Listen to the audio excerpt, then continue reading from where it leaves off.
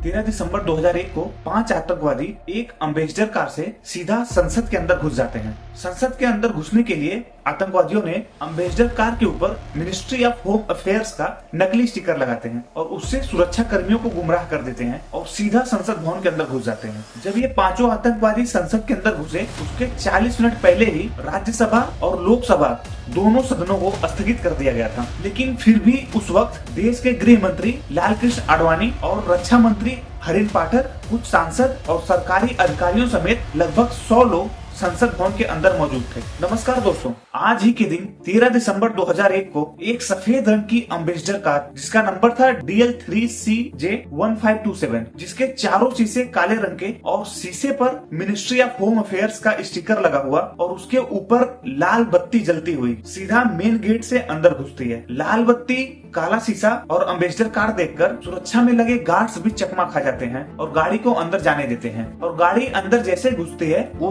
तेजी से विजय चौक की तरफ बढ़ती है। उस गाड़ी में बैठे आतंकवादी गाड़ी को 12 नंबर गेट की तरफ लेकर जाना चाहते थे, लेकिन जैसे ही वो आगे बढ़ते हैं देखते हैं कि गेट नंबर 11 पर कुछ गाड़ियों से ब्लॉक हुआ है, क्योंकि उस वक्त उपराष्ट्रपति के निकलने का समय रहता है, तो इसलिए उनका कारवां वहाँ पे खड़ा होता है। तो आतंकवादी अपनी गाड़ी को धीमा करने की कोशिश करते हैं, लेकिन उनकी गाड़ी इतना तेज रहती है कि उपराष्ट्रपति की कारवां में से एक गाड़ी को सीधा हिट कर देती है। जब ये गाड़ी संसद के अंदर घुसती है तो पार्लियामेंट हाउस के सुरक्षा अधिकारी जेपी यादव को इस गाड़ी के ऊपर शक होता है और वो तुरंत उपराष्ट्रपति के सुरक्षा कर्मियों को अलर्ट कर देते हैं और वाकी टाकी पर सबको खतरे का अलार्म भी दे देते हैं। अब ये अम्बेसडर गाड़ी जैसे ही उपराष्ट्रपति की गाड़ी में ठोकती है, जेपी यादव सीधे उसकी तरफ दौड़ते हैं। जेपी यादव को पास देख करके आतंकवादी गाड़ी में से निकलते हैं और सीधा जेपी यादव को गोली मार देते हैं और उसके बाद फिर से आगे बढ़ने लगते हैं। और गोली की आवाज सुनकर सीआरपीएफ की कांस्टेबल कमलेश कुमारी इन सबको रुकने के लिए हाथ देती हैं, लेकिन ये आतंकवादी उनको भी गोली मारकर सीधा आगे निकल जाते हैं। और यहाँ से आतंकवादी सब अंधाधुंध फायरिंग करते हुए आगे बढ़ते हैं और इस अंधाधुंध फायरिंग में एक माली को भी गोली लगती है और वो वहीं पर गिर जाते हैं। आतंकवादी सब गेट नंबर 11 के पास रुकते हैं और अपना कपड़ा बदलते हैं और वहाँ से वो लोग आर्मी जैसा कपड़ा पहनते हैं ताकि सुरक्षा में लगे लोगों को कंफ्यूज किया जा सके। और फिर सब अपना बैग उठाते हैं जिसमें कम से कम एक दर्जन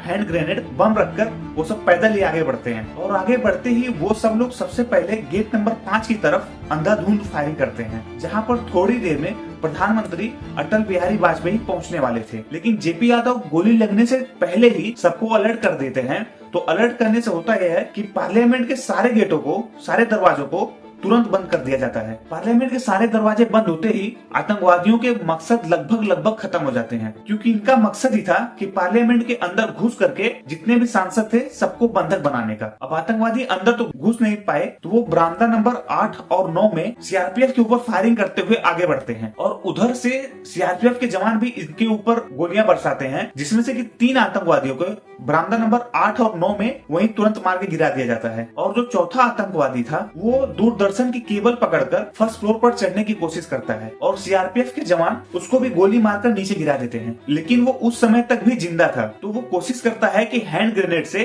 गेट नंबर 5 को उड़ा दे। जब तक वो हैंड ग्रेनेड से हमला करता, सीआरपीएफ की एक गोली इसको भी खत्म कर देती है। और 5वां आतंकवादी मोहम्मद, जो इसका मास्टरमाइंड था, वो गेट नंबर 1 की तरफ पाकिस्तान जिंदाबाद के नारे लगाते हुए और गोली चलाते हुए आगे बढ़ता है। और जैसे ही वो गेट के पास पहुंचता है, वहीं सीढ़ियों पर खुद को बम से उड़ा लेता है और उसकी मांस के लोथड़े और खून उस वक्त पार्लियामेंट की सीढ़ियों पर बिखरे पड़े थे। बाद में जब ये सारे आतंकवादी मार दिए जाते हैं तो इनके पास से जो मोबाइल फोन बरामद होता है, उससे पूरी दिल्ली पुलिस और सिक्योरिटी रॉ अलर्ट पर आ जाती है। ये आतंकवादी जिससे लास्ट टाइम पर बात किए थे, उन सबको ट्रेस किया जाता है और सबको उठाया जाता है। आतंकवादी पार्लियामेंट को पूरा उड़ाने का प्लान बनाकर आए थे। हमले के 3 दिन बाद यानी 16 दिसंबर 2001 को दिल्ली पुलिस ये कंफर्म करती है कि पाकिस्तान का आतंकवादी संगठन जैसे मोहम्मद ने पार्लियामेंट पर हमला करवाया था। इस हमले के बाद पकड़ा जाने वाला पहला शख्स अब्दुल रहमान गिलानी, उससे जब दिल्ली पुलिस पूछताछ करती है तब वो बताता है कि जम्मू के सोपोर में रहने वाला मोहम्मद अफजल और उसका भाई शौकत इस हमले का पूरा प्लान प्लान बनाते हैं। दिल्ली पुलिस की स्पेशल सेल ने शौकत के घर पर भी रेड कर दी है और वहाँ से भी शौकत की पत्नी अफसान को गिरफ्तार करते हैं और शौकत की पत्नी यह कबूल करती है कि उसको इस हमले की पूरी जानकारी थी और यहाँ से पूरा प्लान पता चलता है। हमले से 10 महीना पहले यानी फरवरी में मोहम्मद अफजल गाजी बाबा से मिलता है और गाजी बाबा उसको बताता है जैसे मोहम्मद का चीफ मसूद अजहर और लश्कर तैयबा का चीफ जकीउर रहमान ने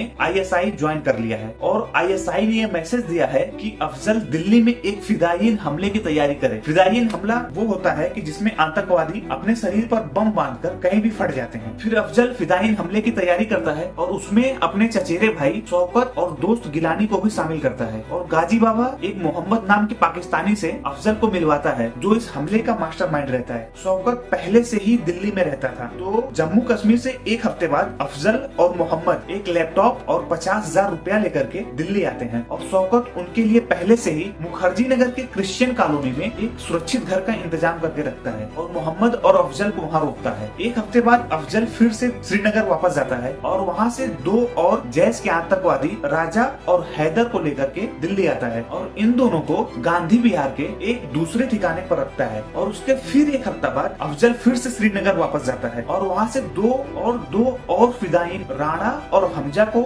श्रीनगर से दिल्ली लेकर आता है। अब अफजल के पास 5 आतंकवादी हो गए। अब महीना आता है दिसंबर का। हमले के 13 दिन पहले ये सब शौकत के घर पे फिर से इकट्ठा होते हैं और वहीं पर पार्लियामेंट का ब्लूप्रिंट तैयार करते हैं। जब इनका पूरा प्लान तैयार हो जाता है तो ये एक मोटरसाइकिल खरीदते हैं और उससे पार्लियामेंट के चारों तरफ का ये चक्कर लगाते हैं जिससे इनको अनुमान लगे कि हमको कहाँ से एंट्री करना है और फिर कहाँ से बाहर निकलना है। और उसके बाद ये लोग फिर हमले के लिए खरीदारी शुरू करते हैं जिसमें से इन्होंने 5 mobile phone, 6 SIM card, 30 kilo ammonium nitrate, 4 kilo sulphur, 4 kilo aluminium powder और एक बड़ा 30 किलो का कंटेनर खरीदते हैं और उससे ही इन लोगों ने आरडीएक्स तैयार किया। और फिर आता है 11 दिसंबर यानी हमले के 2 दिन पहले अफजल एक पुरानी अम्बेसडर कार खरीदता है और उसके शीशों को पूरा काला करवा देता है और उसके सामने एक फर्जी मिनिस्ट्री ऑफ होम अफेयर्स का स्टिकर लगाता है और गाड़ी के ऊपर एक लाल बत्ती जिससे कि कहीं पे भी सिक्योरिटी में कोई दिक्कत ना आए। और फिर 13 दिसंबर को ये 5 आतंकवादी अपना पूरा बम, कारतूस, असलहा लेकर अम्बेसडर कार से पार्लियामेंट की तरफ चल देते हैं। अफजल गुरु इनके साथ हमला करने नहीं जाता है क्योंकि अफजल गुरु